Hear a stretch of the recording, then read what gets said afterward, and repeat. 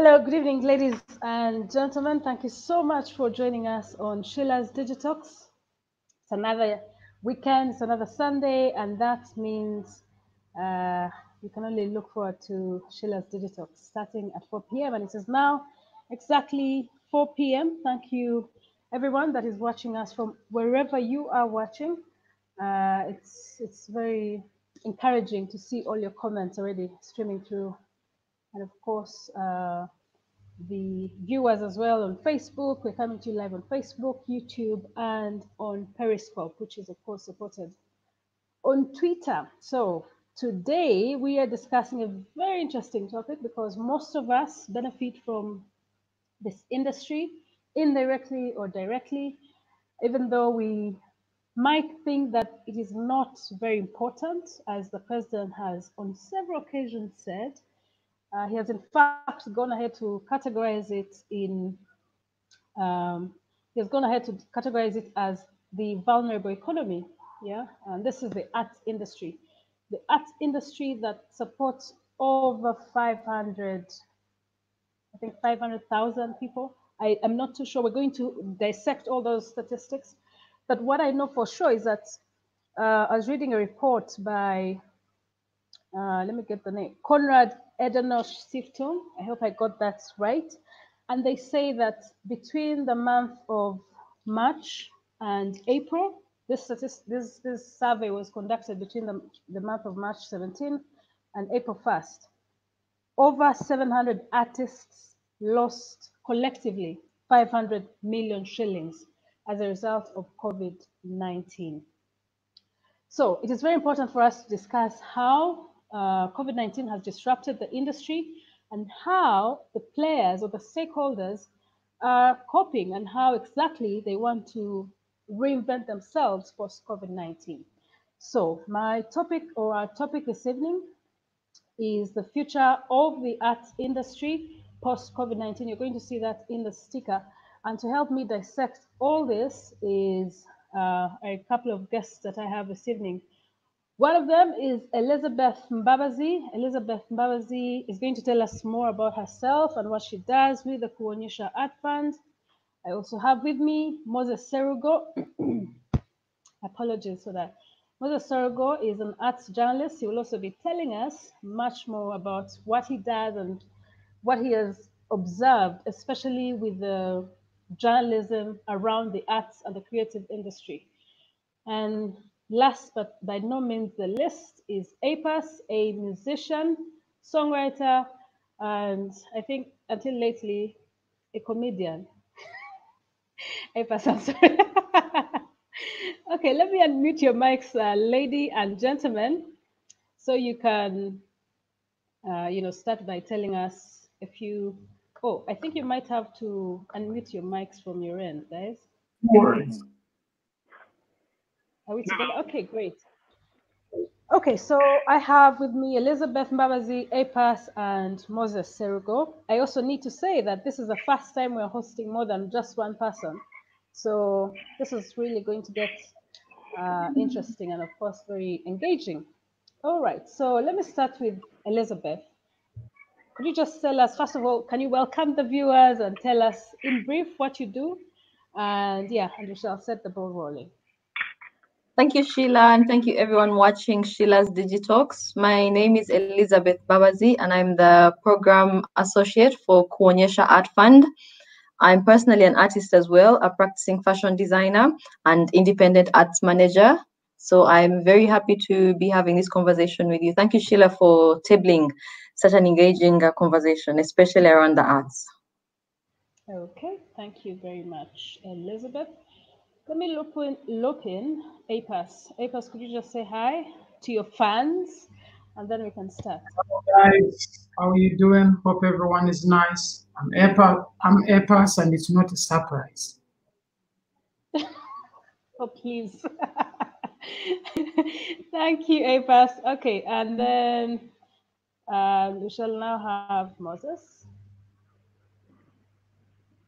Viewers, my name is Moses Sorogo. I'm an arts journalist, but I also wear the hat of a film curator.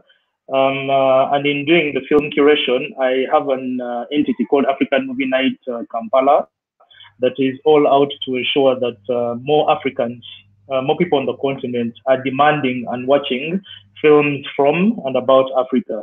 Regarding my arts journalism, most people know me from my illustrious career as a print journalist. I've worked with the Daily Monitor, Freelance with the Observer, the East African, the Independent, and I run a blog, serogo.wordpress.com.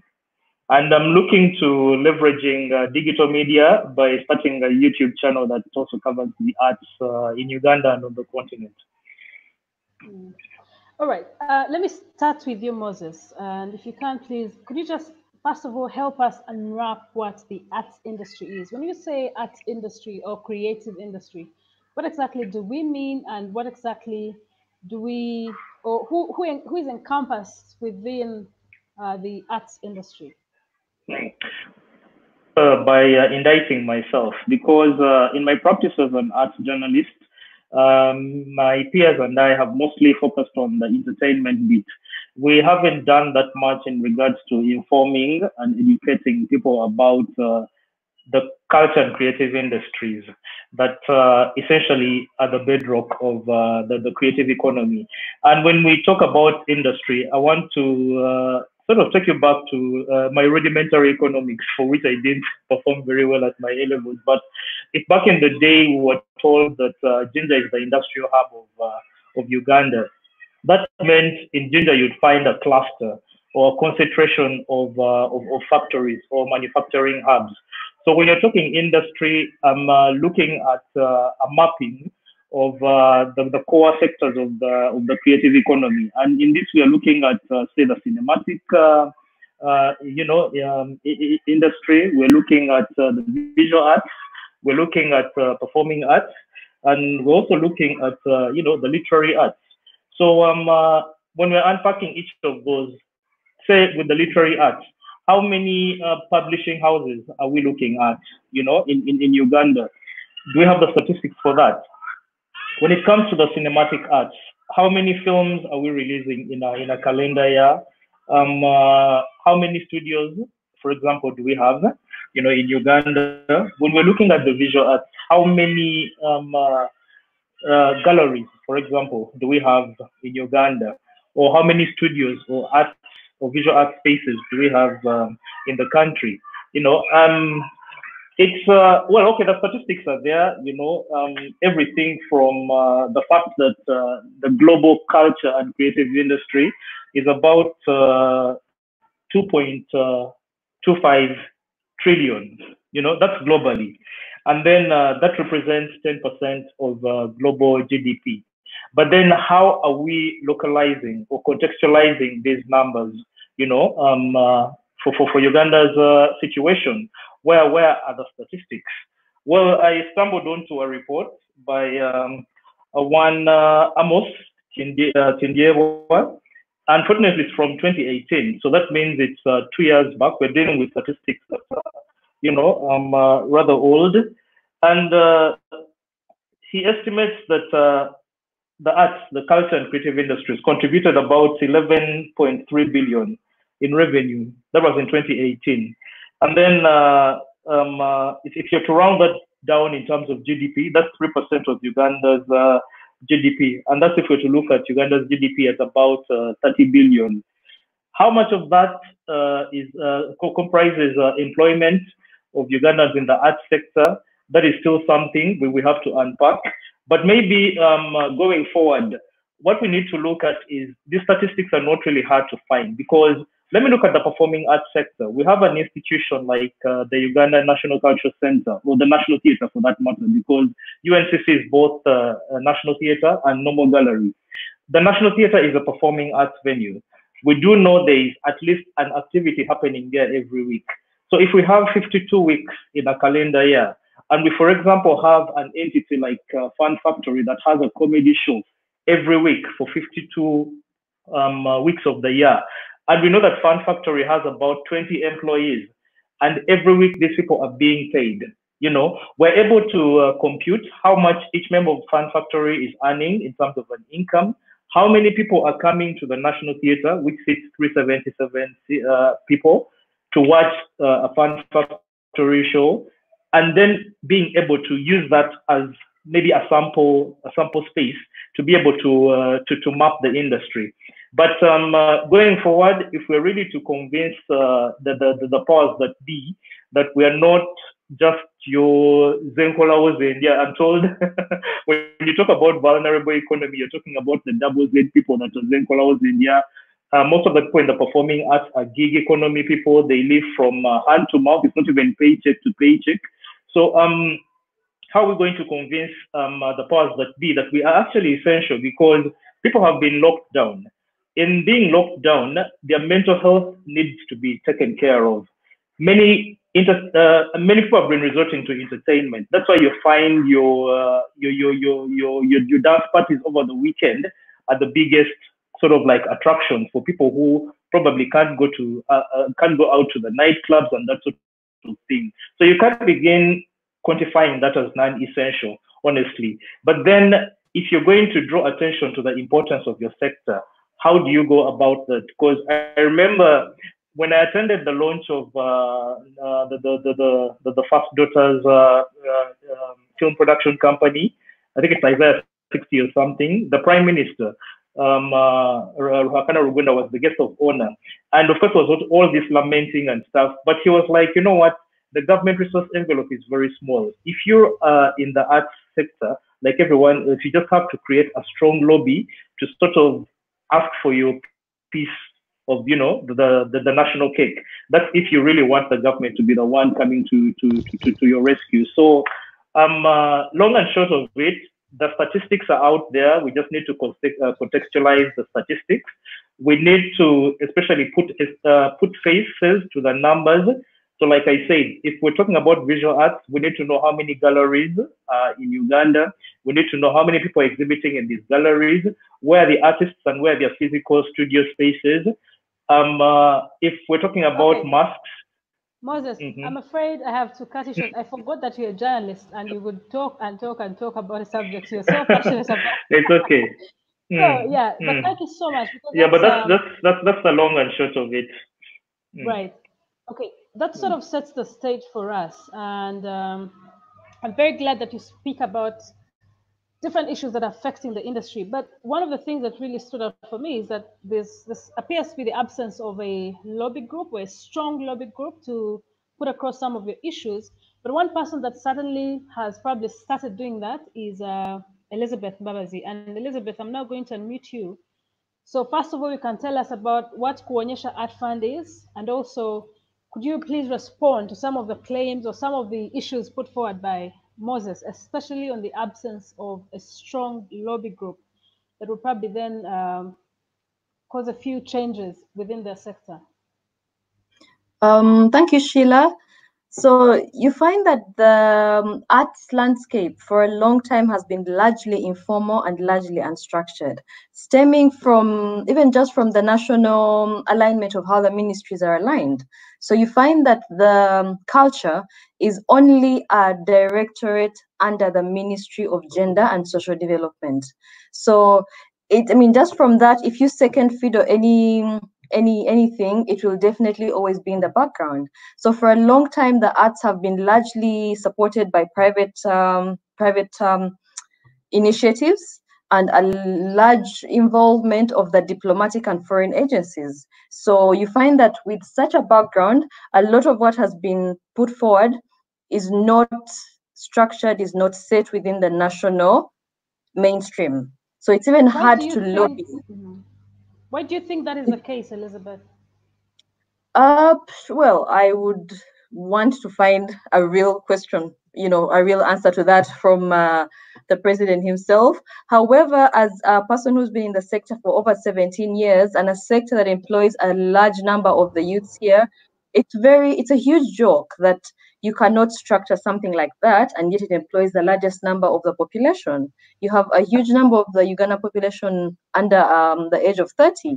So a lot of them are in this informal creative and culture sector. So why it is sidelined can be maybe attributed to some of the some of the roles that it plays, because a lot of the arts have been very critical in what's happening in our society, very critical on the structures, very critical on the politics. So a lot of that has probably also led to its gagging and lack of mainstream support, because you have the illustrator artists like Spire or Gorn and all those in the mainstream channels being very vocal. You have the musicians taking on a huge role in defining what people are listening to. So that can also be attributed to why it has not been structured properly. There is a bit of politics in it. However, I'm very passionate, and I would love to commend all the artists who have not taken this lying down, because throughout these challenges, artists have continued to thrive. It's an economy that has grown solely by its resilience and its lack of support. So the artists have taken this on mainstream and just done what they want to do. They've continued to create. They have lobbied for themselves largely. And it's just now that you have some of these bodies coming on board. So there has apparently always been a National Culture Forum policy under the Ministry of Gender, but it was never active. It's been on since 2006, and it's only in 2019 that they started, lobbying for a constitution to be put in place for it to be active. So you have bodies like those not supported. They've been existing on paper. So it's hard to structure something like that, starting from, from the onset. Commending the private initiatives by different individuals. You have most of the large performing arts bodies owned by private individuals who are either artists or people who are simply passionate about the arts. So I support the Kuonyesha Art Fund, which is a private art fund that is locally run and managed under Steve South Africa, and it's supported by Dune, Stitching Dune, and the Robert Bosch Foundation, and these are both foreign agencies. And it goes to show you that these countries already know the value of the arts. So when we as an organization lobbied for a funds basket for Ugandan arts, they were quick to buy into our vision. So we had, at the beginning of this year, about 100 million shillings for each region, and that is Kampala, Gulu, and Karamoja. So the financial funds were available to the artists from Kampala, Gulu, and Karamoja. And this stemmed from a mapping that was done that showed the gaps that are within the arts sector. So you have, lack of access to structured arts institution spaces, even lack of the spaces themselves. And then you have artists always lacking the support to create, support to do production. If it's music, support to publish their books, support for the literal and performing arts, support for the visual arts. And this can go down to the basics, downright to just basic materials. So as the Kuonyesha Art Fund, we started out in October, and our aim was to show the arts, promote them from the basic needs of what do the artists need.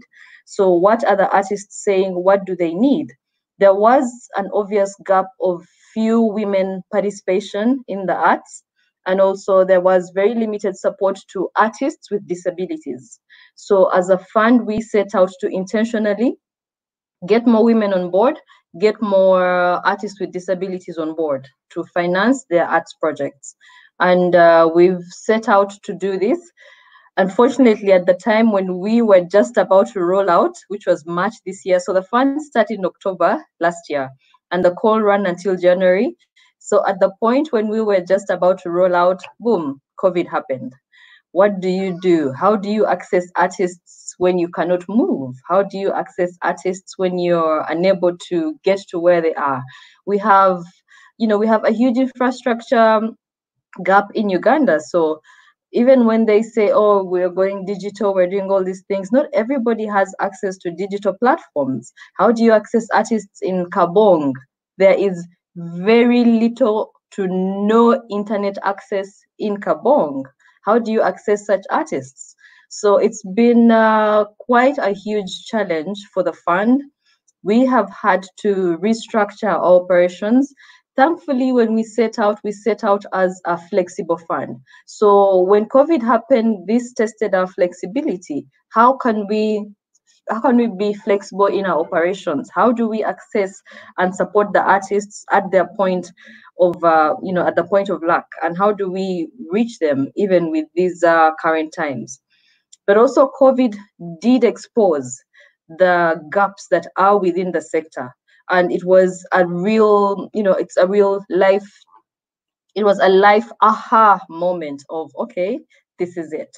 So we have an economy of people who have been living and working as artists solely, and these have not been planned for by any ministry, So while they've been sidelined as, as a vulnerable economy, the big questions for us and for all the sector players were, how do we move from being seen as a vulnerable economy to being seen as a resilient, immune, and dependable, thriving economy? So it was a big question to the funders, to the funds, to the artists themselves. A lot of them had to question their lifestyles. They've had to question their structures or the lack of thereof, as artists. So it's been a very, very wake-up call, a huge wake-up call to all of us. All right. Thank you so much, Elizabeth. A huge wake-up call indeed, and not just for the arts, to be fair, but everybody else. APAS, Elizabeth and Moses have raised quite serious, what you would think was a serious issues concerning the attention that the arts industry is given. But why, in your view, do you think that the arts industry is sidelined, if I'm to use Elizabeth's word or term? It's sidelined in what terms? Or do you think that the arts industry is getting the attention that it deserves from both the government and the private sector? When I look at what the government is doing, it's for the arts industry, you could say it's close to nothing, and they have all these things they say, oh, you know what, the musicians are not serious, you know what, this is going on, you know what, when this is going on, we can't involve musicians, or they are not intelligent enough, they are not thinking well, they are not structured. But even when we try to actually put structure to what we do, we are not given the chance to do that. Musicians are not really given a chance to do what they're supposed to do. I've been seeing that with all the meetings we've had with URSP and whatever. We're trying to structure the industry. We're trying to talk to the guys at the UPRS and all this. You don't see that there's actually an energy. I think these people are intellectually lazy. And when they come up with all these assumptions, or it's a vulnerable whatever economy, what does that even mean? What does that mean? I need to know exactly what they mean when they say a vulnerable economy. That is the very first thing. Then I could elaborate if it is or it is not, But if someone has never lived to experience what we experience as musicians, they've never been in the trenches, they don't know the mechanics of how this thing works, you do not have the audacity. It's not, what would I even say? Like, it's not, I could elaborate and say what I have to say, but deep inside, I feel like it's not worth me having a deep conversation with someone who has not already understood our side of things. So I think these people, before saying anything, they should understand how things work. They should understand how artists survive, but before you getting to know how they survive and how they live on a day-to-day life, or understand how the industry works, you cannot come up with all these statements. You'd rather have a statement which is seated on the truth of understanding how the sector works, or how we work, We're the proponents of the industry and we know how things work. You've never called us, you've never sat down with us, you've never understood how we serve our fans. Musicians and people in the arts industry contribute a lot to the Uganda's well-being. Put aside economy, money is not all. you know. But our well-being as citizens is very important. Money cannot be everything.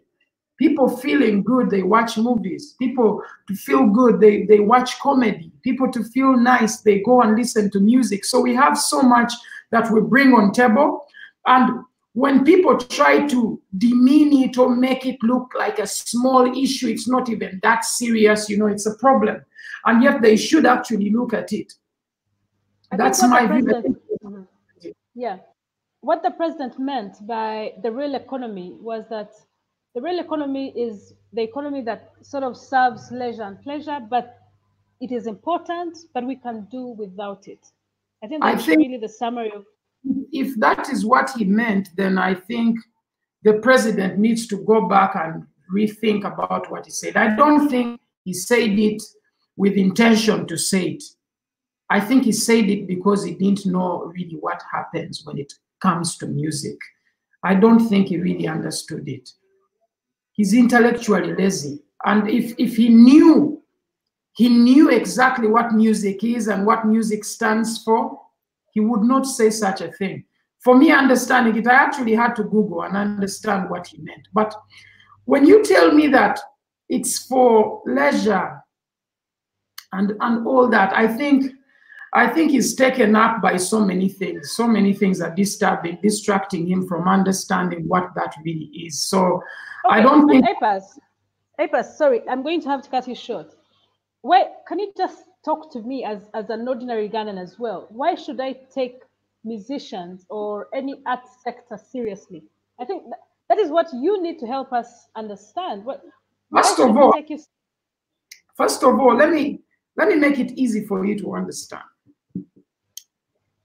If we went even just to ancient times, like we're talking about history, even the Bible, we talk about music for God.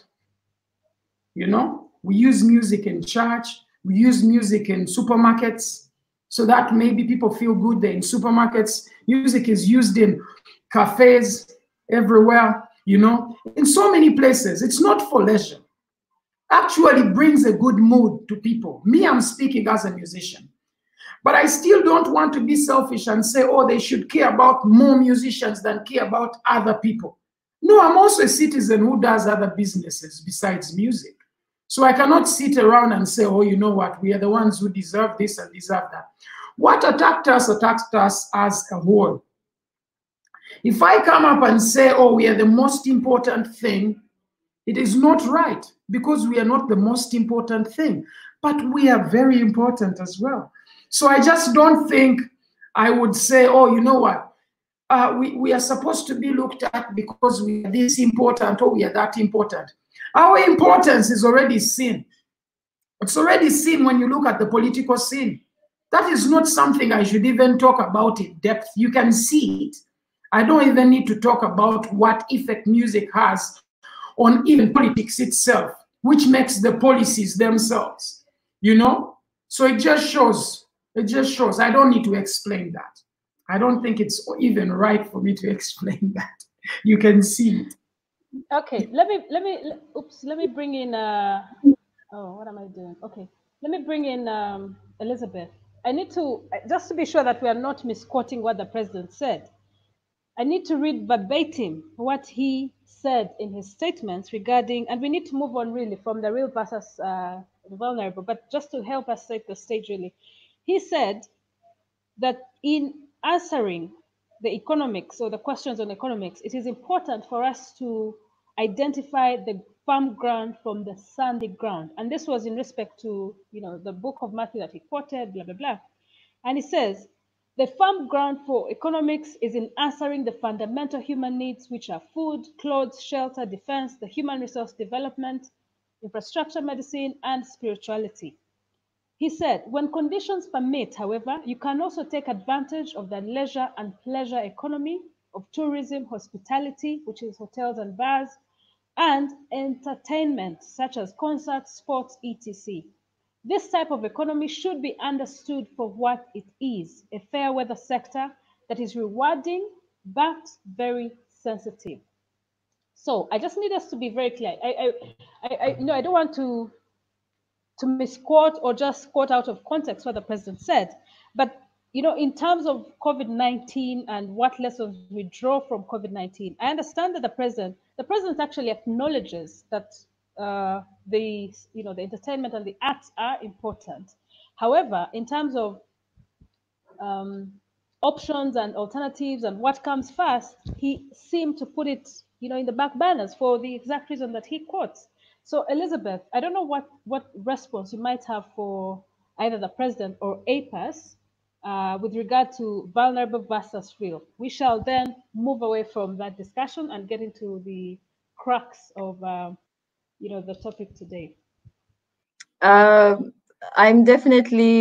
I'm an artist. I'm an artist from the onset. So I'm definitely on the same page with APAS. I would love to explain it probably in a civil way that can be understood by everybody, the president as well.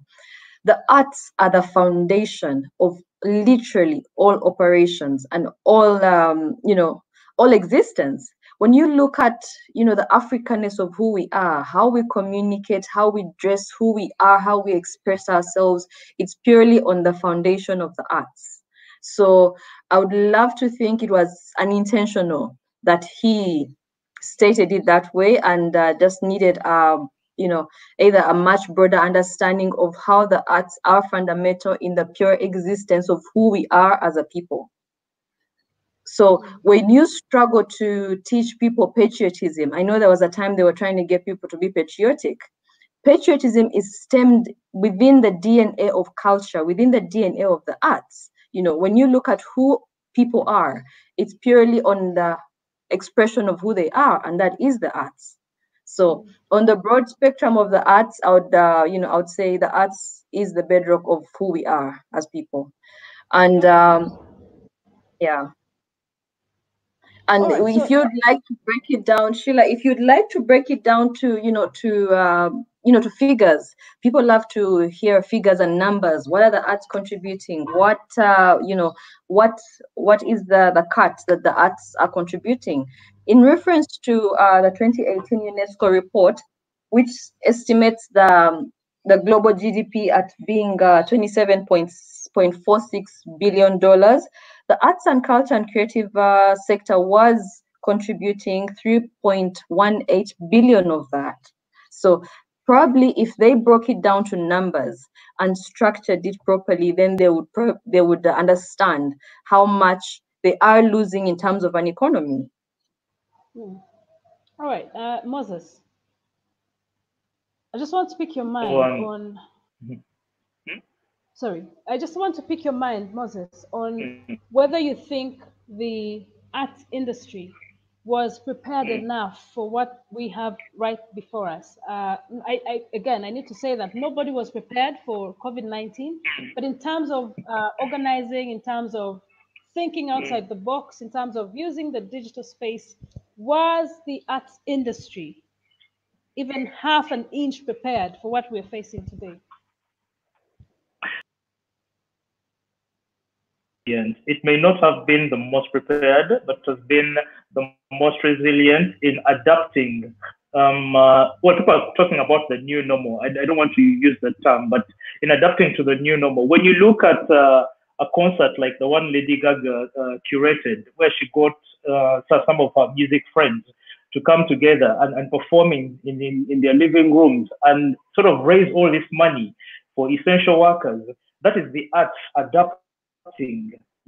When you look at a situation like in Germany, where in housing estates, people are gathering together to watch a film from their balconies or from their windows, like it was in Brazil. That's the art adapting. When you hear about a belly dancer in Vietnam doing her classes via Zoom, because Zoom has been one of the biggest sort of like things in this time, doing her classes via Zoom. That's the arts adapting. So I want to imagine the arts have been the most adaptable. No one was really prepared for this, because of course we have to think, if we're going to have to go back to the theater, is it very practical for us to go? You have to wear a mask. Then if social distancing is something we have to consider? Do we have to then consider the fact that maybe up to 3 seats, say at the National Theatre in a row, have to be sort of left empty, that sort of thing? The arts were not prepared. No one was really prepared, but I think the arts have been the most resilient. Look at things like club beats at home. That was the arts adapting, you know, to this situation. So when someone then comes out and denigrates the arts, yet, I mean, with all due respect to the president, his daughter is a fashion designer. His daughter has dabbled into film. She's released the film, and then for him to denigrate, you know, the art, the way it does, the way he does, I don't think it's proper. But no one was really prepared, I must say. But I think the arts have been the most resilient. Maybe what we need to look at is how to make money out of this whole thing. Because I want to imagine if you went out and you were doing a concert in an open space and you knew how much money you were getting. If you have to do the same concert on YouTube and you're not very sure how much you're going to get, sorry, how many views you're going to get, and your payment for YouTube is dependent on how many views you get, maybe that's what we need to look at. But I don't want to think that this is going to be a permanent situation. We'll probably get back to our old normal, maybe after this new normal has passed. But I want to imagine the arts have been the most adaptable, and that's all the more reason we need to pay attention to the arts and not just treat them as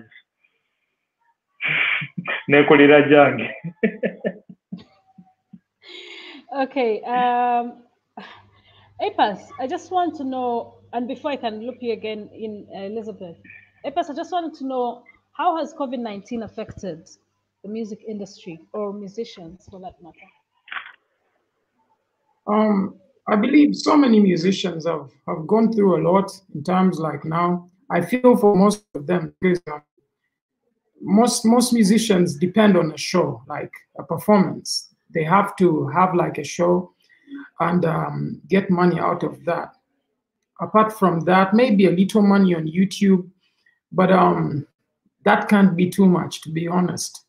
Now, if you don't have any other thing that you're doing, you have to use whatever you have. If you saved up something, I guess some musicians right now at their parents' homes, they are sleeping at mommy and daddy's home, eating food at home. That's how tough things are. And things are very tough for so many people, not just the musicians. Because musicians, most of them are unemployed. And looking at Club Beats did a great thing. I was part of it. But it cannot always happen. So they will do something, then maybe they'll pause and stuff like that. They had the finale, it's done for now. So that means if you made that money, you have to save it up and use it up until probably you get something else. So many musicians and people in the arts that are trying to do stuff have been put in a tough situation, you know, and even not just musicians, so many people's independent livelihoods is destroyed. I'm telling you, it's not just us. It's not just us. So many people, so many small businesses won't open up again for certain people, not just us. It's going to really happen. It's already happening. It's in the pipeline. And there's not much that can be done. So I feel like it's going to be challenging, even like getting back, because think about it. People are in fear, even at the time that maybe we'll be open to coming back to normal. The normal will not be the normal. It's going to be something else. I'm creating a new word. We can add it to the dictionary, normal. So basically, the normal won't be normal because people are still going to have some fear. And when people have fear, just think about people being in a club. The people who used to be in the club won't be the same people who will be in the club. You know, the people who would come for shows that are really open and out there with a majority, with so many people in the stadiums, will not be able to come freely because they're scared. Because this whole thing has brought so much fear. It's like fear mongering.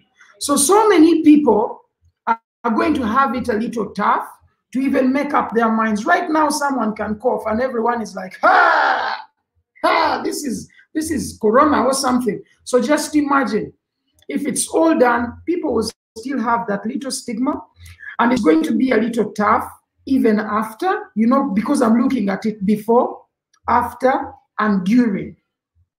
and actually the future. So the future may not be very easy. Right now, it's tough already. It's tough already.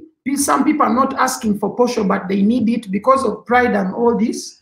They won't want the posho and all this to be given to them openly, but people are going through stuff. And that's why I commend the guys in Kenya. The guys in Kenya have tried. They gave the musicians money to actually keep doing stuff online to get people engaged. Because to be honest, people need the fun. They need that kind of energy to feel a little happy, because people are depressed in times like now. You need people like us. I'll give you an example. I'm doing all these skits on the internet. I'm making all the jokes and stuff. I could do without that and just post music, but I know the music is not enough. We just have to be human and entertain people and keep people lively and keep people a little happy. You make their day. One small thing can change someone's day, because every day is difficult for so many people out there. And the people in the arts have to increase and do more for the people online if they can. Try to do something. The comedians, just a few of them are actually doing anything. Most of them are chilling. To be honest, I am doing more comedy than most comedians in Uganda. That's a shame. They should be fired. Like, seriously. It's a shame. All right. So I don't know now if you're getting into that comedy bit or we are still on. Okay, but thank you. I get your point, and I really appreciate it. But before I can let you go, Epas, I just want to know: do you feel that part of the problem is that people actually come into this industry or sector just for the passion, and they just do it to pass time and also enjoy and have fun about it, but not take it too serious as to monetize their talent, and therefore look for other platforms, Shazam, YouTube, this and that, different platforms. And there's actually a comment from YouTube from Sandra Suvi, a musician, who says formalization is key. I don't know if that is the line she's talking about, but do you feel that people actually need to start taking seriously their talent and monetize it, and not just rely on there's a chivulu, there's this and that? Yeah, I think it's important because I do it. I'll be honest with you. I do marketing for Jumia. I'm their main guy. You get the point. That's a big company doing all this stuff for you in times like now. They are making sure that they deliver stuff to most of you, So for me, my understanding is that artists should be looking more into other streams of revenue. It shouldn't entirely be just monetizing the music on YouTube, monetizing the music, like, let's say, making sure that the music is on iTunes, it's on Spotify. I do that as well, But I'll give you an example. There are so many musicians who are not concerned about that. They want to just be hot. It's not really about actually either making it just for the sake of making it. Some are in it just to be in it. They are not really there because they actually really care for the arts industry and they really want to do music and share it to the world. And still, maybe if people are happy, they give you something. Most people do music because they want girls.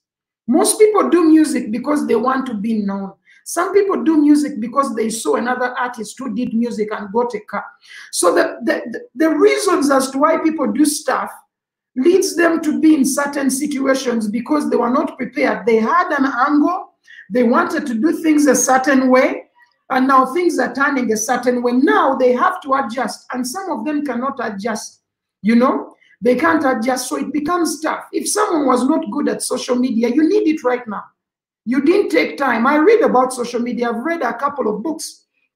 I've read Jab, Jab, Right Hook. I've read by Gary Vaynerchuk. I've read Crash It by Gary V. Steele, because I needed to understand, how does social media work?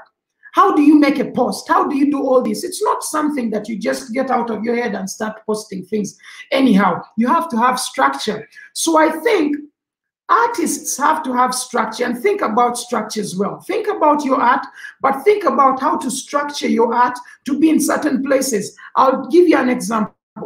I have my music registered on ASCAP. Some registered on BMI, some registered in the UK. I think it's PRS. I think it's PRS.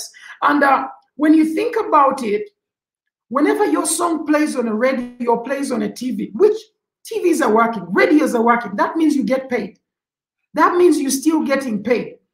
So I feel like for people who are not taking that serious to make sure that you're registered as a publisher for your work, as a producer if you've produced your work, it's very important. It's very important that you do that and make sure at least money is coming from all corners, not just YouTube, not just Tidal or whatever. Promote everywhere and make sure your music is everywhere. It's registered fully and you're getting money fully. And if you can, maybe partner with companies, partner with Mukwano, you know, and do stuff for them. Maybe you get something small from them. I think artists have to improvise and not just look at themselves as people who go on stage and perform.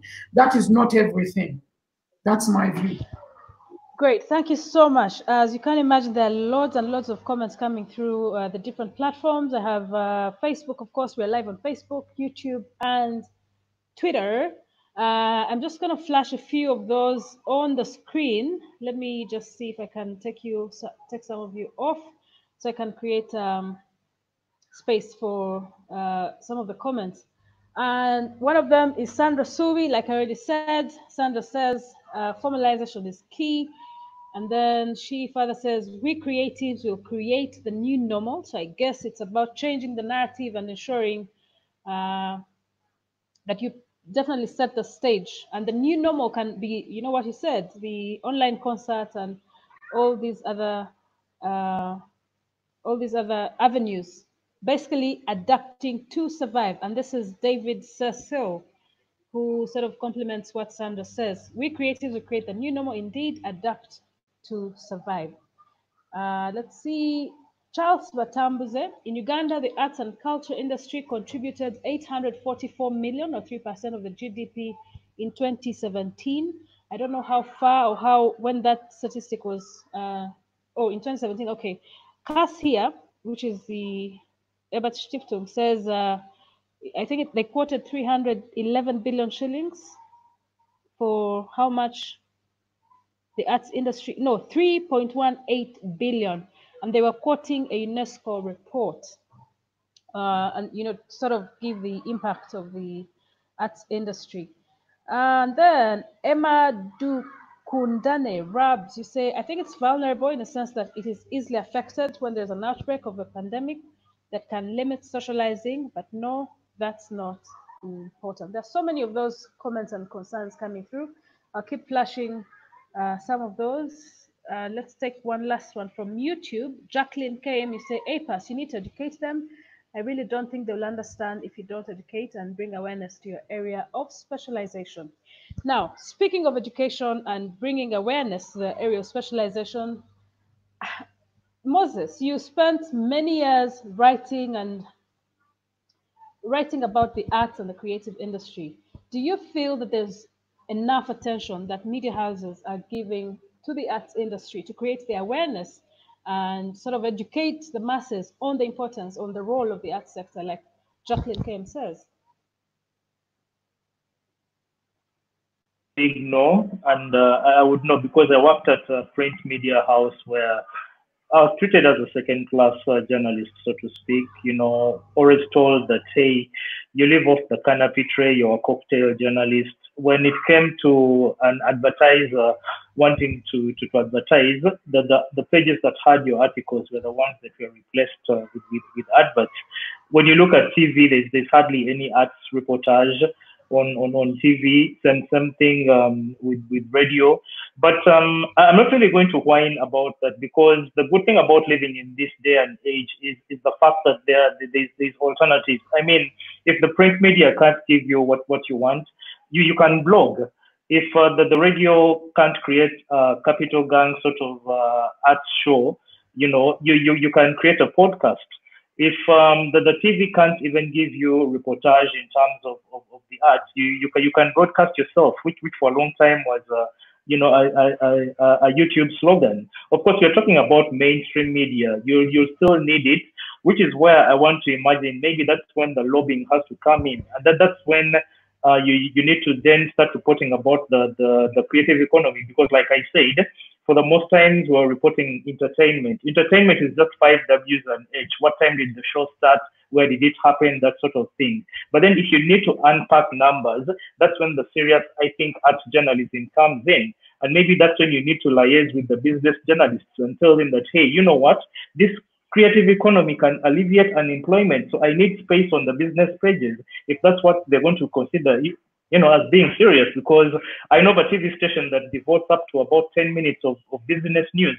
So how do I lobby an art story to be part of the business news? If there's been an art auction and a Ugandan art piece has been sold for 100 million, that is probably the angle we need to take, and then bring in and unpack the other aspects of the creative economy, but don't necessarily losing the essence of the arts.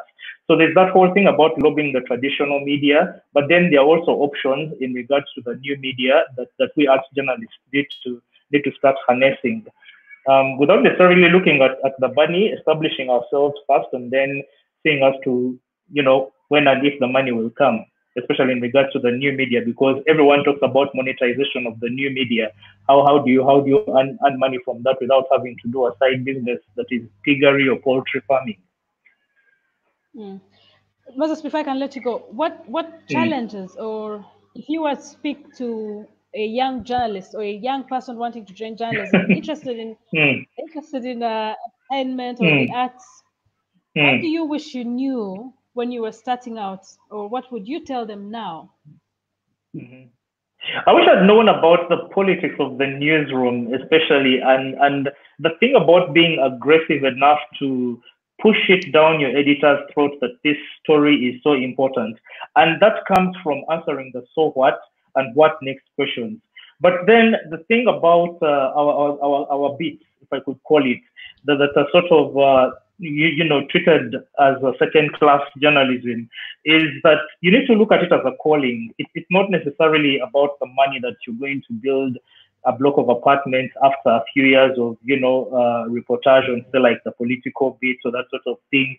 It's really a calling. So you need to be, because if you look at my lifestyle between my house and outside my house, I'm at the National Theatre half the time. So I'm actually finding it hard to cope, because the National Theatre, the arts are like my oxygen. If there's no activity happening at the National Theatre, I'm sort of, struggling to breathe and all that.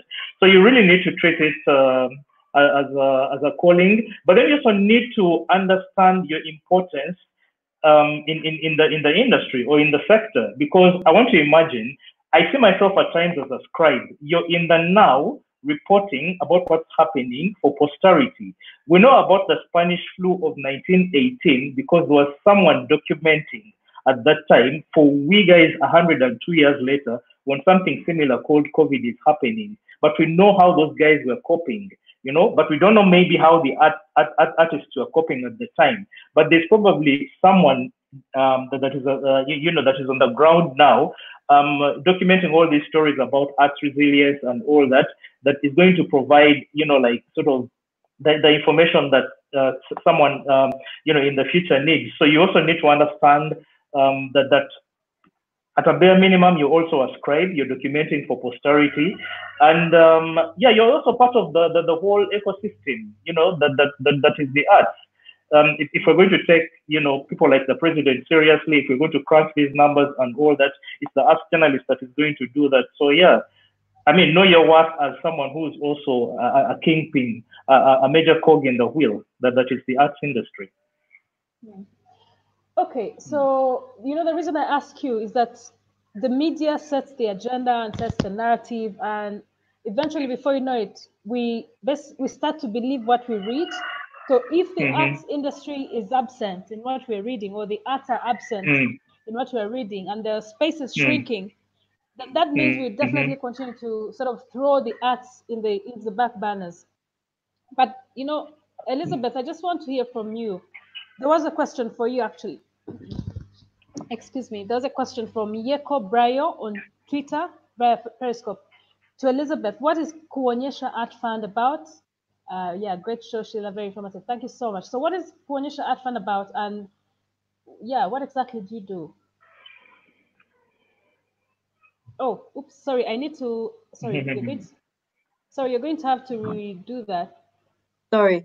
Right. Kuonyesha Art Fund is a local art fund that supports arts in all the broad spectrum. So all the artists can be supported by the Kuonyesha Art Fund. We are in our first year, started October last year, and we basically support artists with money to do their arts projects.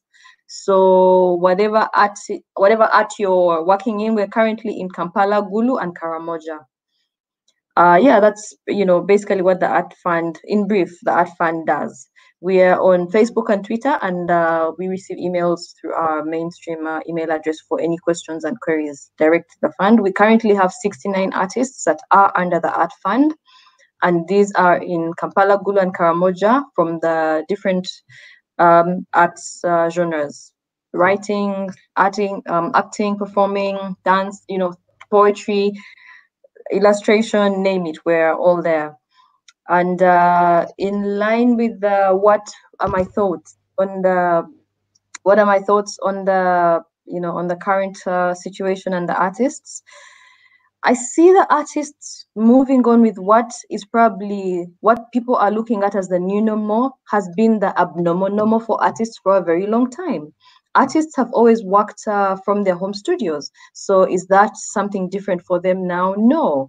However, what do we learn from this situation? Many artists' lack of planning and lack of formal structures that support the artist has been exposed. So what do we advocate for? We advocate for proper planning from the mainstream channels. If the government is going to assist the large population of artists that are in this structure, it's not just about the food, it's about structuring the sector, because they need proper planning, they need capacity building, they need training. Even as we say, can they monetize from the digital economy? How do they do that? You have 40 million Ugandans and only 2.5 million can access the internet. So how does an artist monetize from that? There's a huge imbalance in the, in just infrastructure access. So you have just 19% of the population able to access the internet. So you cannot say you're going to monetize on the digital economy with only 19% able to have that access. How do you set up spaces for the artists? How do you have the national planning so that they can actively have all these resources and support that is available to them? How can they collaborate? To the artists, I would encourage them to look at collaboration as a key way to survive. You cannot punch with just the fingers. You put your fists together and you punch. I actively encourage artists to collaborate and also to be able to lobby. You cannot lobby as an individual. So the collaboration and getting into the Artists Association and active participation is going to enable artists to lobby for all the support that they can get. As a fund, we have continued to support. It's still a private initiative. So as a fund, we are very keen and passionate about the arts and their involvement in the arts. And they're very critical to the voices that address all the issues that we're going through. How do we continue to avail artists' input and participation in all the spaces that are active in our political, socio-economic scene? That's right. I don't know if you had finished your submission, Elizabeth, but let me bring in APAS. There's a lot on collaboration and artists collaborating and supporting each other. And I know this might sound like a broken record, but a lot of times, instead of seeing, well, we've seen collaboration as well, but we've also seen fights within your sector, and which has, I think, to a great extent, for some of us, taken it that you are actually maybe attack dogs, or you're probably just out there to fight and make names from fighting. How do you collaborate when you have those sort of salient issues that you are dealing with on a personal level as musicians? When you think about the artists in general, most artists don't even like each other, and they don't even show it that with a fight. An artist will be on a show, a big artist, and says, if you're having a person on the show, I don't want to be part of it. And yet that person knows they are needed. So they'll put a person off the show and keep that particular artist on the show. An artist will be reached out to tell the person, maybe, oh, do you know about APAS? Do you know his costing for shows? The guy says, oh, no, APAS is so expensive. He wants 15 million. He will want 10 million for a small show. That's what he will want. So the people will run away. Now, you need to understand that there are fights. Some are silent, and those are the most deadly. The ones that are actually on social media, some of them are jokes. Some of them are jokes. It's banter to give people something to laugh about or something like that, close to that. But collaborating as artists in terms of structure to make sure that things work for us, we can't fail. I've been in so many meetings where you'll see Bobby there, you'll see Chameleon, you'll see Bebe Cool, and we're all together and we're all discussing. The point is that sometimes we have to put ego aside and actually get to business and talk about how we can make this work for all of us. Because the end result is that we are not working to fight each other. We're all working to earn a living and to actually entertain our fans. That's it. It's a music business. The music that we create, or the art, and then there is the business. So these are two things. But when it comes to the business, we actually have to come together and brainstorm and talk about things. We need that collaborative energy. We may not collaborate musically and maybe do songs. We may not be friends with each other, but that does not stop us from working together for the industry as a whole to make sure that at least things are done right. You know, we are looking at the mechanics of the industry, not the mechanics of our personal issues. Our personal issues have nothing to do with the music industry itself. The music industry can thrive if we understand that these are two things. When you're dealing with people, people have egos. People are, some are easily intimidated. You know, they're easily intimidated. They have a flimsy kind of mannerism. They're very flimsy. So it becomes a little tough for you to deal with such people. So in the end, I think we can still work together besides having our small issues and all those small words that we throw to each other. We have to look past that and actually work together to make sure that the industry is running smooth. Great. So I am going to, I see our time is fast spent actually, and I just need to have maybe one or more rounds of questions before I can let you guys go. I need to loop in Moses. Moses, one of the challenges that I have had, at least from my friends, my immediate friends, is that, and I also, by the way, before I can ask you the question, I need to stress to our viewers that the arts industry is not just entertainment. If you've just joined us, there's a lot more. But of course, we can only limit it to what we're discussing. So, Moses, I've heard that the arts is very boring. Yeah, so people going to the museum, going to visual art galleries, it is so boring. So unless you really are interested or you're an artist yourself, you might not find enough crowds going to, for instance, an art gallery, unlike going to maybe a club or a bar, right? So how do you make the arts attractive and interesting? Actually, I think I should have asked that to Elizabeth. How do you make it attractive and interesting so that you have crowds, you're pulling crowds to, to your sector? So okay, let me have Elizabeth. Elizabeth, please go for that first, and then I can bring in Moses. Thank you, Sheila. It is, if you would like to assess the arts from a point of learning, exposure, and openness to the world, openness to what is happening within our society and the world, you approach it from the basic foundation of the arts.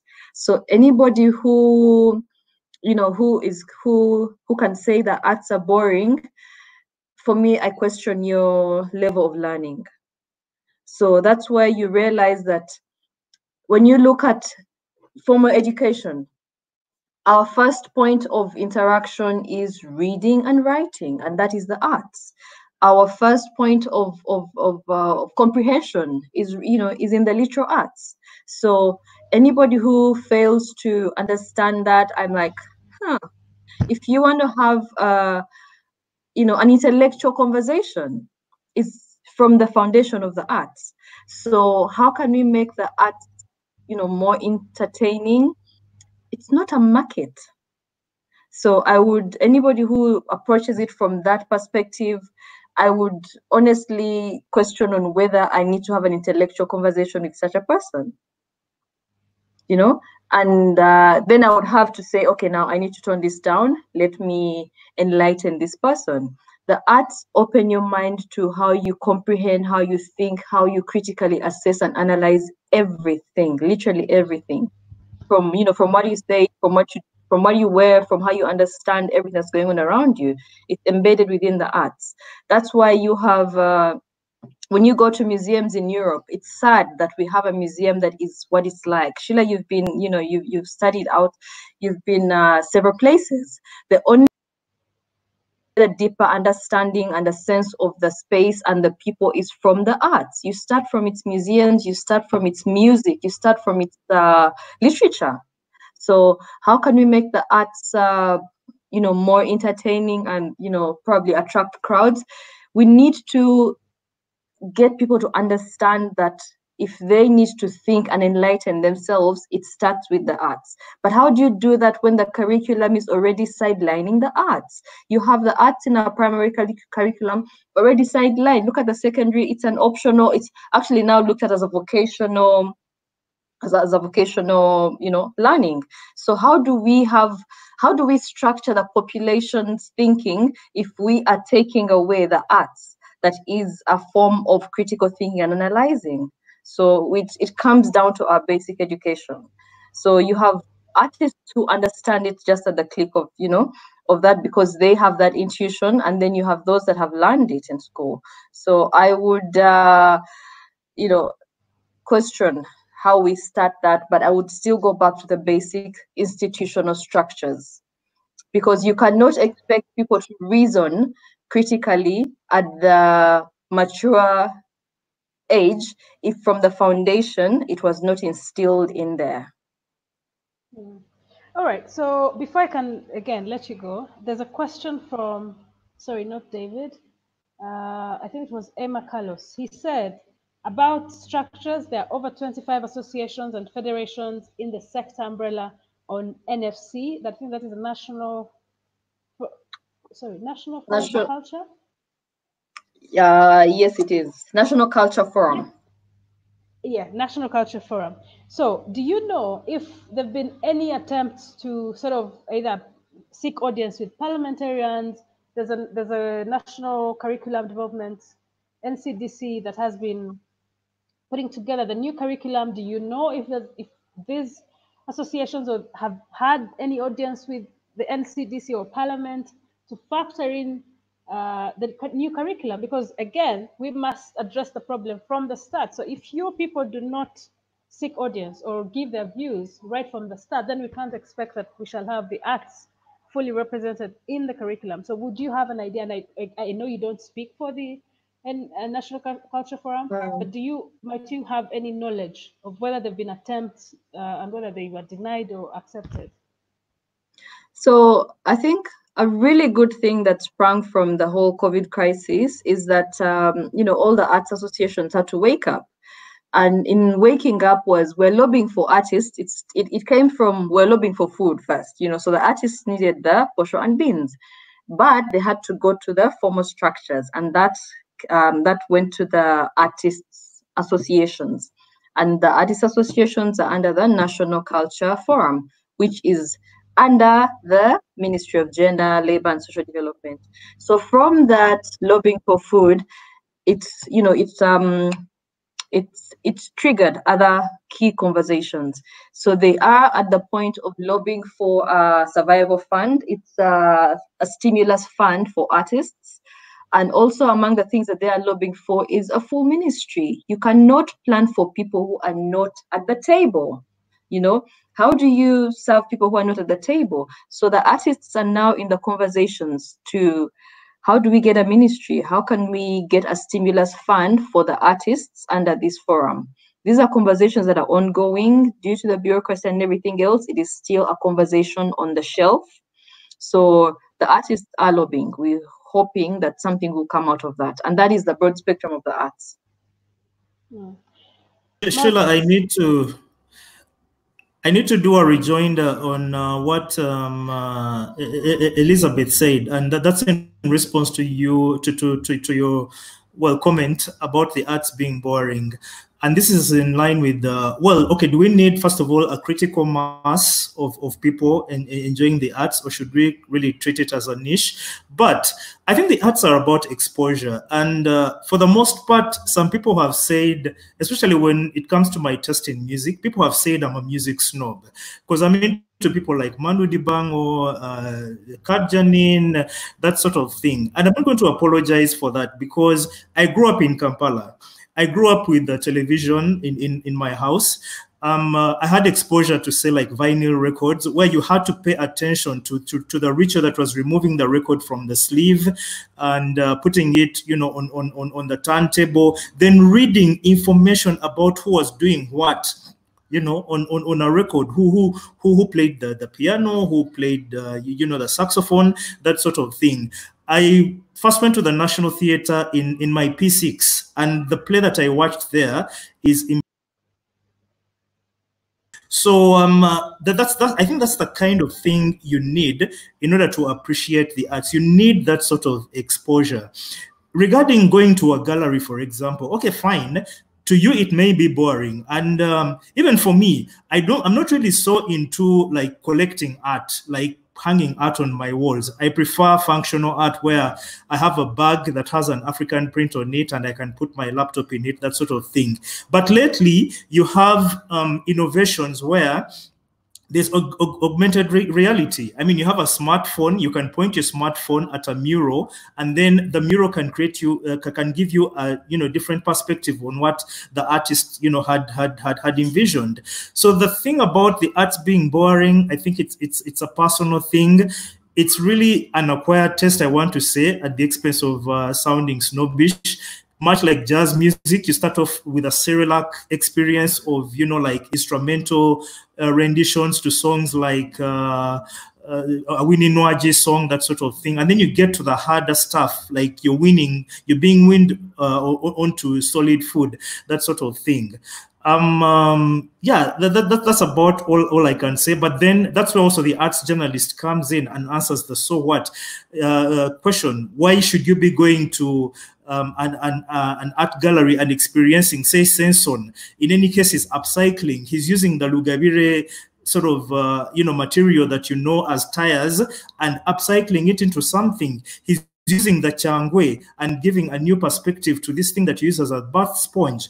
If you knew the back cloth as something that is just used to embalm dead bodies, there's a new perspective to Senson treating the back cloth, and it's actually not your brown back cloth, but his is actually white, that sort of thing. So I guess it has to do with exposure, but then, yes, another indictment on we arts journalists in the fact that we probably haven't changed these perceptions, but then it also has everything to do with the exposure. And I guess where you come from, what sort of childhood you had, because growing up, we never had toys in my household. My dad always said, you're going to the Uganda bookshop, pick any book that you want off the shelves. And that's how I got to become an omnivorous reader, because books were like a fixture in our house. We never had toys.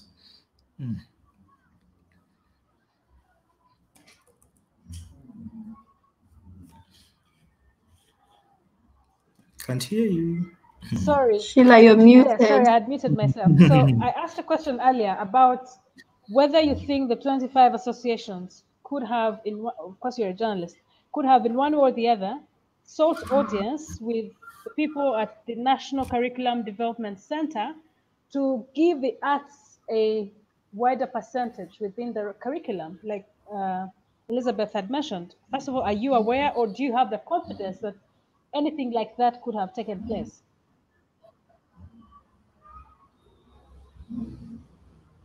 That's for? Moses, That's yes. for. No, say that again. Sorry, I had an issue with the audio. Okay, so Elizabeth earlier hinted on the fact that the reason we probably don't see the interest, there's nothing like, there's no bigger percentage of that in the curriculum, so people are not exposed to the arts at a young age. But I also understand that the government is in the I think, the final stages of implementing the curriculum, the new curriculum. Did Mm-hmm. you, as the arts sector, have audience with people at the National Curriculum Development Center to ensure that you are well represented, or that there is a sufficient percentage of the arts within the new curriculum? Well, I'm not an educationist, so I don't even know how I would be part of the National Curriculum Development Center. But lately, I've heard that the Bunyoro Chitara aspect of the syllabus, for example, has been removed from the national curriculum. And you can imagine pre-colonial Uganda. How can you begin talking about pre-colonial Uganda without, say, the Bunyoro Chitara Empire that have been reliably informed straight from Lake Mutanzige? I don't want to call it Albert. That's a very colonial thing, to Lake Naivasha. So if you don't even have something as basic as the Bunyoro Chitara Foundation that probably gave us the Bachwezi, the Babito dynasty, Katochimera, Isengoma Rukidi Mpuga, how then are you going to have your learners self-actualize as natives, for starters, before they get into this whole thing about them being African and the like? Lately, the national schools music competitions are not happening at the National Theatre. Why? I do not know. And yet we actually need these as not being just co-curricular activities, but being integral parts of the, of the curriculum. But I don't want to say that, we are doomed. I know of so many millennial parents that understand the fact that it's not just about STEM, science, technology, engineering, and math. There's an A that is missing in the STEM equation, and that is the arts. So you have them taking their kids to Kampala Music School for piano lessons. You have them, taking their kids to, ballet lessons. But I'd rather they were probably in the company of people like, because I'm a Muganda, have your children in the company of people like Nanduja, have Nanduja unpacking tales, folk tales, have a person like Nanduja telling them about Chintu and Nambi, which is an allusion to the creation story, probably intercutting that with Adam and Eve in the Bible. I guess, in as much as we're losing out on one aspect, but there's always an alternative, and there's always a way to get around that. It's a pity that much of our learning, especially for our learners today, is the cram school experience. You're just reading to pass your PLE, to pass your O-level, to pass your A-level, then get into Makerere University on government sponsorship. But there are all these other aspects that feed into the soft skills, because if a kid gets into a poetry recital environment, those are elocution skills that the kid is learning at any one point. Even when you're a CEO, you'll have to give a speech to your employees, you'll have to give a speech at a wedding, at a funeral, that sort of thing. So we basically essentially need the arts, feeding into this whole thing, if anything, to accentuate the fact that in our learning experience as human beings, we need soft skills.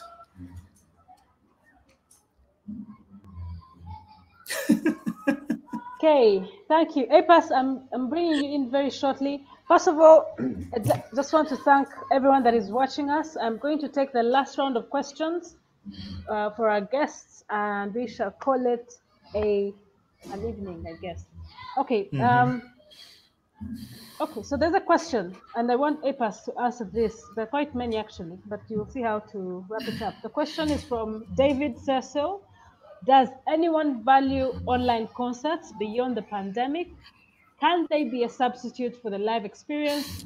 What are the implications of smaller and socially distancing audiences? So let's start with the first one, APAS. Does anyone value online concerts, or do you think that anyone would value online concerts beyond the pandemic?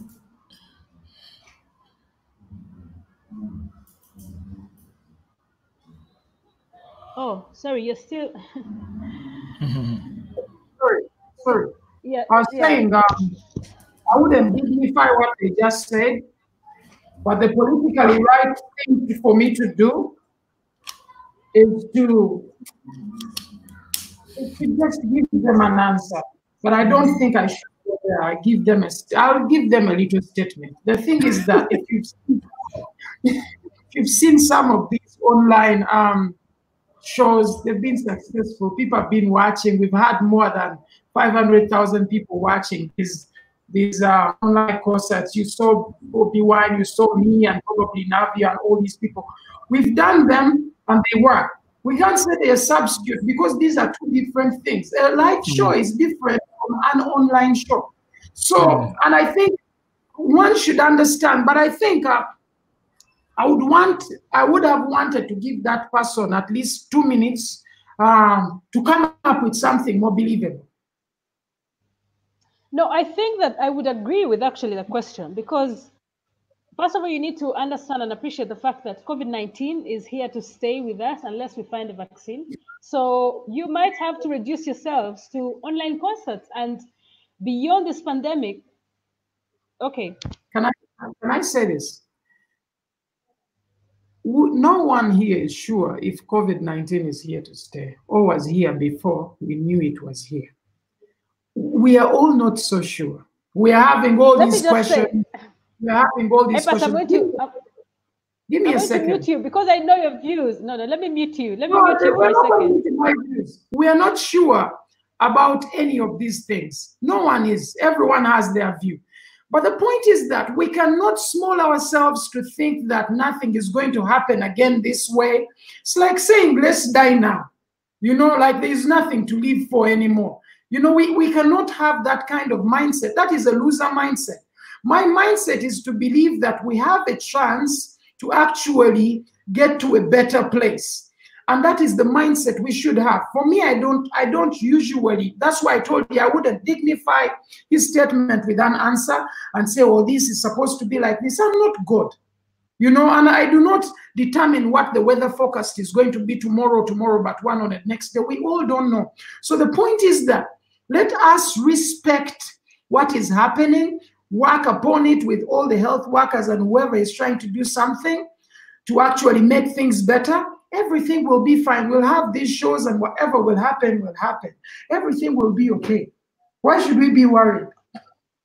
Okay, the reason I wanted to mute APAS is because I've had the opportunity of interacting with him on COVID-19 and he has his huge, I would say, huge mindset on whether COVID actually exists. Okay, the hands up. But honestly, I think that what he was trying to drive at was, as we wait for COVID-19 or to end or whatever, between now and the people that you say they're staying at their parents' homes, what can they do for themselves? In the meantime, are they going to stay at their parents' homes forever until COVID is done?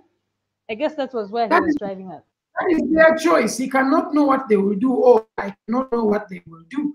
Like, I'm not their parent, and I'm not them. So the point is, you can never know. You can never know, and you can't definitely advise someone on how to live their life. You know, the challenges they have are special. Everyone has a special challenge. Okay, for you in the meantime, what are you doing? You as APAS in the meantime? Me personally, at the meantime, I'm doing what I've always been doing. I create the music in studio. I read as much as possible, just like my fellow reader in the lower corner on the left. So I'm doing all that. And that's it. That's it. I'm just expressing myself through the music. I make my jokes on the internet. I release music as I should be doing it. I don't think I should feel bothered or anything. I'm trying to do what I'm supposed to do. I've been doing this even before COVID, and I'll keep doing it. I'll keep entertaining, and that's my job. Whatever comes will come, but I'll still try to do what I can do, if I can do it. Okay. You guys were raising your hands. Do you want to come in, Elizabeth? Well, I was going to, just internalizing the question that David asked, is that what the COVID situation has done, I mean, especially speaking from a fan's perspective, given that we have artists that are across the different regions, is that there was an assumption that everybody is at the same pace. So with COVID happening, you realize that it's not the same. So while APAS's life may have stayed, close to normal, he can access his online fans, he can, create his online content. You have musicians and artists in different genres across Uganda whose lives were literally shut down. So they had not registered their, they had not registered their music names and stage names and everything. They didn't have their music on online platforms. They had no access to the internet, So with the whole COVID situation happening, I'll speak for an artist I interacted with. I was in Gulu 2 days ago. An artist called MC Wang Jok, brilliant artist from Gulu. And he said he had never taken the online platform seriously. He had not even, tried to understand how does this thing work. So with COVID happening, it was a wake-up call for him. He had to, educate himself. How does this online platform work? What can I do to my, how can I continue with my music career now that I cannot have a concert, I cannot have a public performance, which is what happened to most artists. So during this COVID situation, artists who did not, who hadn't done that have had to wake up, familiarize themselves with the different online platforms and learn how it works. The challenges, of course, that have been presented now are the inevitable access to internet. And also the cost of internet itself is something else. And that also brought about a very pertinent question that many artists struggle with: patents and copyrights and laws. How can the artists protect themselves with their music? What laws are for them? How can they protect themselves in this open space called the digital space? So it's conversations that are now, popping up for many artists. If that is the space that we're going to be taking on moving forward, how do I protect my arts? What do I know about the law? How does the artist interface with the law? So it's questions that are popping up now that have come from the COVID situation and the online space. Okay, guys, we really need to wrap this up. Okay, Moses has something to say in 20 seconds. Moses, 1 second. Sorry, bear with me. Do you want to unmute yourself? Because I think you muted yourself. Great. One value online concert beyond the pandemic. We've been talking numbers. At least when it comes to online audiences, you can know who is watching in real time. And I saw that with the Bobby Wine show. I guess he was able to assess that this is the number of people that were watching. Say if he can't do that at a physical concert, can they be a substitute for the live music, for the live experience? Well, yes and no. These days we have VR, where if I need to experience, say, a George Michael concert by way of a DVD, there's technology today that has the VR element to that as well. You've heard about the hologram and that sort of thing. What are the implications of smaller and socially distancing audiences? I guess that is what we have to work with in the so-called new normal as of now, as we get back to the normal.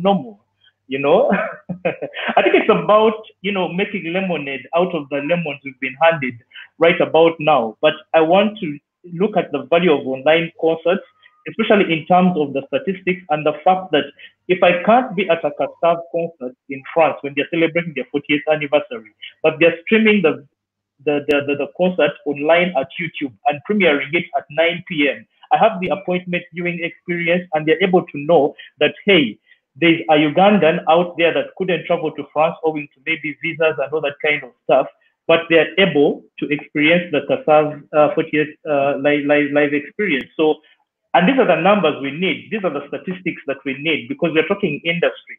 Industry is about statistics. If you're talking about lobbies, we really need numbers on top of having the faces to the numbers. My last question, honestly, I wish I had a director to sort of scream in my ear. But my last question is, and there was already a comment about it, the politicization of the arts industry. And this is with the music, the cartoons, the everything, arts, right? And this is for and against the government. I'm not just saying for the government. There are also people using these platforms to sort of boost the opposition or boost the ruling government. So how do we balance? And I understand that the arts are naturally a critique of the society and the whatever is existing. But how do we ensure that we're not being carried away with either the government in power or other political interests? Let me start with APAS. First of all, do you agree that there's been politicization of the music industry and the arts industry in general? I believe, thank you. That's a very good question. I believe it's evident, you know, and it's signed and sealed in cement. And this is something that you and I and Moses cannot prevent. So I believe we can already see that so many people are engaged in politics, and things have now gotten into a marriage. And it's only right, because music, politics, and all these things, they are hand in hand. Politicians also listen to music. They also want to use music probably to reach to a certain audience, or maybe to get people into. Are you feeling the same energy like me? So basically, I was saying it's very entwined. Like, in my understanding, I think it's close. It's very close. The politicians are mixing up with the musicians, and musicians are mixing up with the politicians, which brings us all closer. And it makes things a little tough because it involves feelings. That's the problem we have right now. It's the feelings within those two sectors coming together to make sure that maybe this person is gaining from the music side of things, or that person is gaining from the political side of things, because they both have audiences. So when people join in that kind of light, it brings a couple of feelings that are very mixed. And I think it's a problem for us. That's what I feel. And I've seen it. And I just feel like we have a small problem with that thing, but there's not much we can do. There's not much we can do about it. Okay, I think I'm having trouble with my other guests, but really, I think we need to wrap this up. Let me add Elizabeth to just give me her parting shots, and then Moses as well. Great, guys. So just your parting shots, because I'm starting to lose you, and I don't want to lose you before we can close this. What are your parting shots on, first of all, the future? Let's now be futuristic on the future of the arts industry and how we can sort of reinvent the arts industry after COVID-19. Sheila, can you hear me? Great, I can hear you, and I can see you loud and clear. Elizabeth, let me start with you. What are your parting shots? What is your how do you think that we can, or should we, reinvent ourselves and the arts industry moving forward now? Sheila, can you hear me?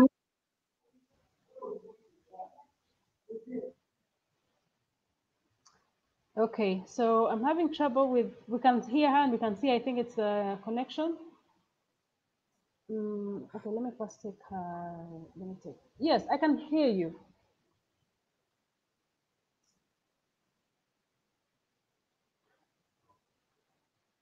Elizabeth, I can hear you and I can see you. Okay. Let me.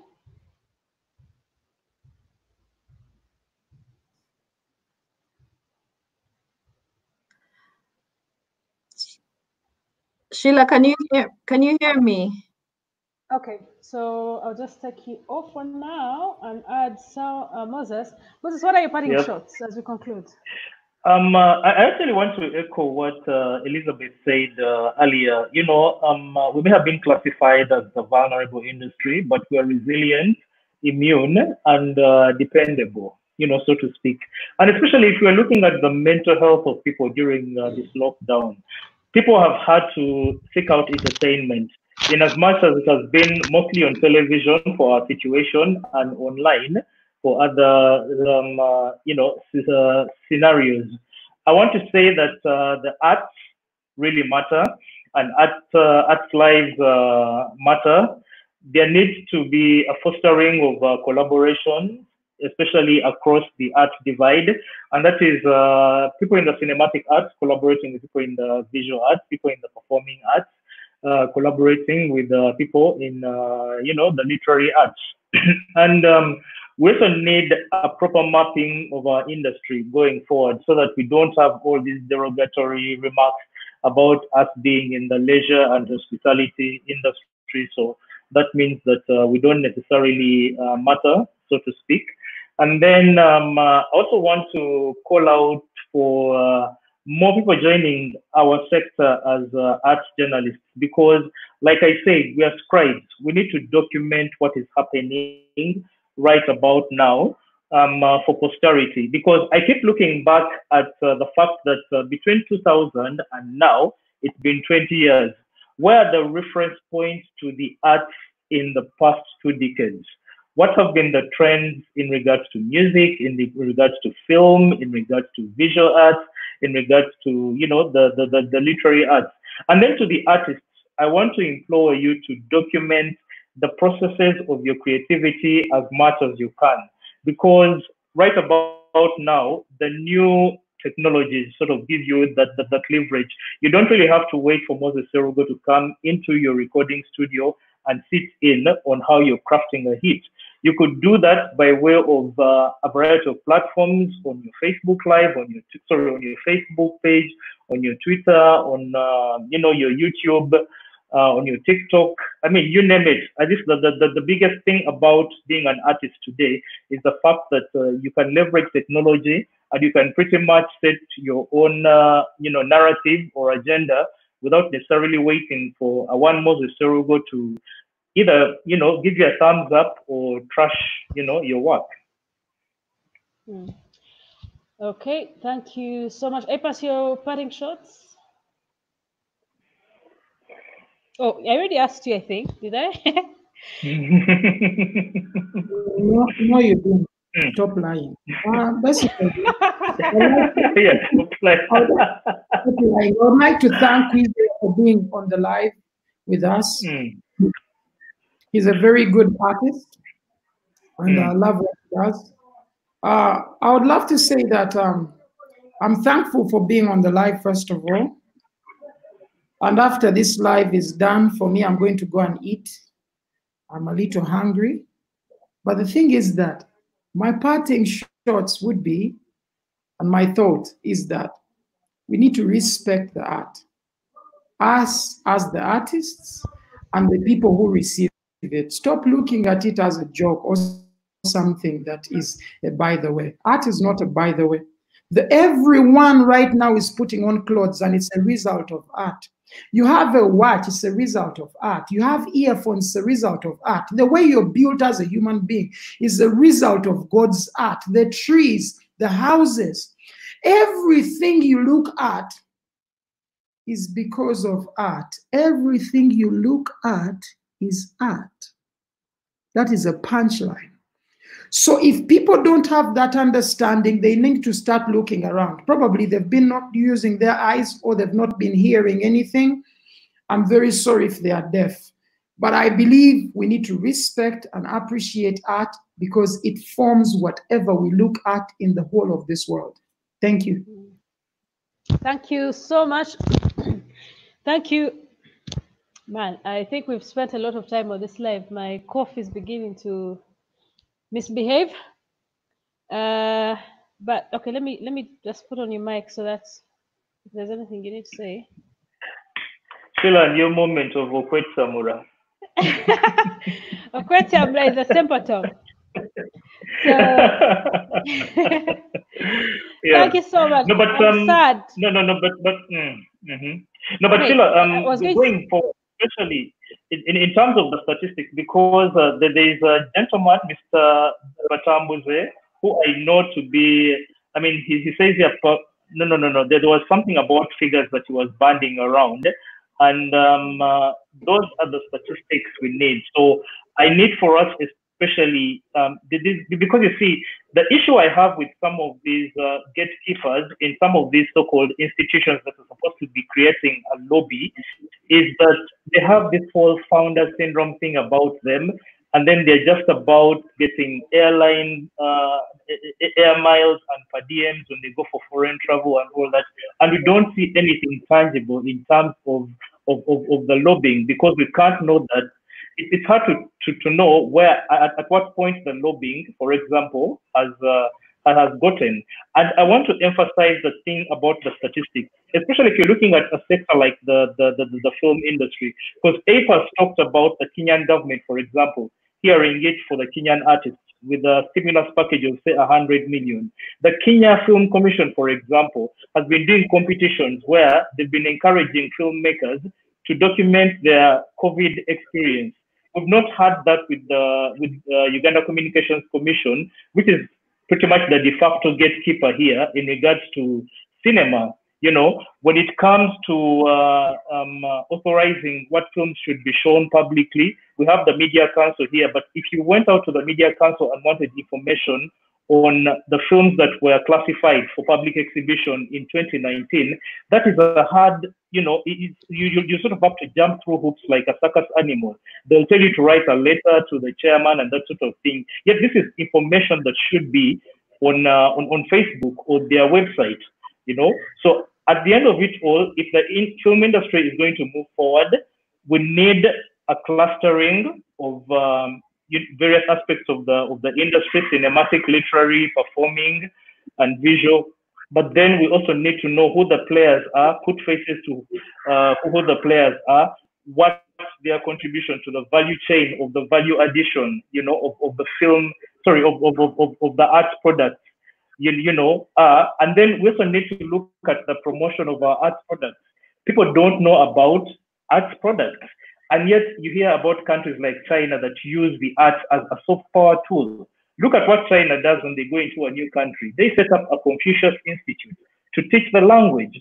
They have a troupe coming in to perform, you know, and there's hardly any cultural exchange going on there. So we definitely need a quantification of our art product, and also a sort of UNBS verification of the quality of the art product that we're going to export out there, especially if we are looking at going to earn, you know, foreign exchange from our art products as a forex earner. Okay, thank you so much. Elizabeth, before we lost you, we had sort of had closing remarks and parting shots. Could you please just let in on what you think is the future of the arts industry, what we need to do, what lessons, so we can, you know, conclude this? Thank you so much, Sheila. I think the lessons have been very evident of what the arts are and what their contribution is to the current situation. The arts have played a huge key role in all the communication channels and platforms and messages that were being put out for the pandemic and sensitizing the masses. So the arts definitely play a key role in shaping and directing paths for a lot of the structures that the system has in place, or even the lack of. So moving forward, definitely the formalization of the arts sector is very key. Putting in place structures and systems and policies that can guide and govern the way the arts are directed and moving forward, how the artists can benefit and support themselves moving forward. There is definitely a gap in how the arts have been managed before. So there's definitely need to address that. There's a huge question on copyright and internet access and cost of the internet, which still comes down to the question to the lack of structure, strategic partner, and space for where the artists can lobby for these situations. So there's definitely need for a ministry for arts and culture as an independent ministry moving forward, not under any other, you know, right now it's just a directorate under another ministry. So there is need to have a ministry of arts and culture, because the arts and culture are independent from tourism, from ICT, from gender, as they've been always lumped up, depending on what you're trying to promote.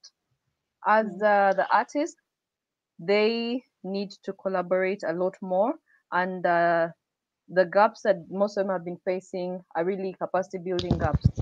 Lack of training, lack of formal training. As an artist, how do I manage my money? How do I save? How do I register my stage name? How do I register my patents? What do I do to promote and shield myself as an artist? Being an artist is not just a profession, it's a lifestyle. It is embedded in the spirituality of many artists. However, they need to be able to structure how they move forward. As a fund, it has enabled us to be flexible. It has enabled us to know and also identify how the artists are doing, where and how can we support them better. We have learned to listen better as a fund, because you can only support people if you know at what point they're at. So as a fund, we've had to listen better, and also how do we be part of this conversation? How do we structure the artists moving forward from vulnerability to resilience and immune to such situations? And there cannot be one answer, that's for sure. However, we are happy that these conversations have started. And also, when you ask questions like, okay, moving forward, where the art's going, it's a good question to have. We're happy that they have started being asked. When you ask questions, there's definitely a trigger to move forward to now what. Thank you, Sheila. Thank you so much, my guest, Elizabeth Babazi of Kuonyesha Art Fund, but also a fashion designer, an artist. Thank you so much for your time, Elizabeth. There was a question on how they can get to you. So you might want to say your Facebook page again. I think you said it at the start. So the Art Fund is on Facebook and Twitter as Kuonyesha Art Fund. Please feel free to like the page. If you have a specific question, inbox, and we'll be happy to respond to them always. Okay, so thank you so much. I'm going to let you go now. Please keep the conversation going on Facebook, Twitter, hashtag Sheila's Digitox. Thank you so much, Elizabeth, for your time. And of course, thank you to APAS and Moses Serugo, who I think they've already left. Moses is there, but I can't see his picture. So I'm just going to kick him out now. Kick from studio. Yeah, I'm going to kick you out. And I'll also kick out Elizabeth. So thank you guys so much. Thank you, APAS. Thank you, Moses. And thank you, Elizabeth, for your time. And of course, to the viewers, you've been watching Sheila's Digitox, a weekly show. It happens every Sunday, 4 p.m. And we discuss a host of issues, a range of issues. We've really, I think, spent a considerable time on COVID-19 or the COVID-19 series. And I feel that we might be going to shift gears and switch gears to elections. Yeah. So very soon we're going to start an election watch series where we're going to be, I don't want to delve so much into what we shall be doing, but I will try and bring as many candidates as possible when the time comes, time for campaigning. So we shall have different contestants or contenders from different constituencies coming and speaking to you and sort of campaigning, because now campaigns are going digital and are going to be on TV and radio. So you'll probably have a platform here on Sheila's Digitox to ask your contending members of parliament any questions that you might have. But of course, there are many districts and many constituencies, so we might have to sample out some of the outstanding ones or the hot sort of the hotspots. So we shall have that. I think the last one we might be having in the COVID-19 series might be on reproductive health, which is next week on Sunday. We're going to be discussing how COVID-19 has impacted reproductive health and whether or not we could see a baby boom after COVID-19. We've already had a lot of complaints and a lot of news and coverage on the number of girls getting pregnant, unwanted pregnancies during this lockdown. So the next discussion we're having on Sunday is on reproductive health and COVID-19 and whether or not we could see a baby boom after COVID-19. So please tune in for that discussion. And after that, we shall be wrapping up the COVID-19 series and we shall focus on the election watch. Yeah? What issues need to stick out? What are the issues that we want our members of parliament to address, and of course the president, as we move towards the 2021 general election. Thank you so much once again for always dedicating your time every Sunday, 4 p.m. I think we are now in our maybe 10th episode of Sheila's Digitox. We started in March, I think 29th March. I need to revise and check the things I'm talking about. Yeah, but we started in March, and now this is June. Oh God, when we started, we didn't even think that I would go this far. But I'm very glad that you've always given me your company. You've always stuck with me. So thank you so much. And yeah, I'll see you again on Sunday at 4 p.m. The beauty with COVID-19, or the only silver lining out of COVID-19, is that it's sort of boxed us out of our comfort zones. And now I can come to you from the comfort of my home and host all these people from the comfort of their homes. So thank you so much. I think that's it for today in Sheila's Digital. I'll see you again next Sunday. But before I can let you go, let me make sure actually that I have one of my closing banners ready. Yeah, you see that? An online show that brings conversations that matter into the palm of your hands. You get to ask real-time questions to my guests. And of course, Sheila's Digitalks is powered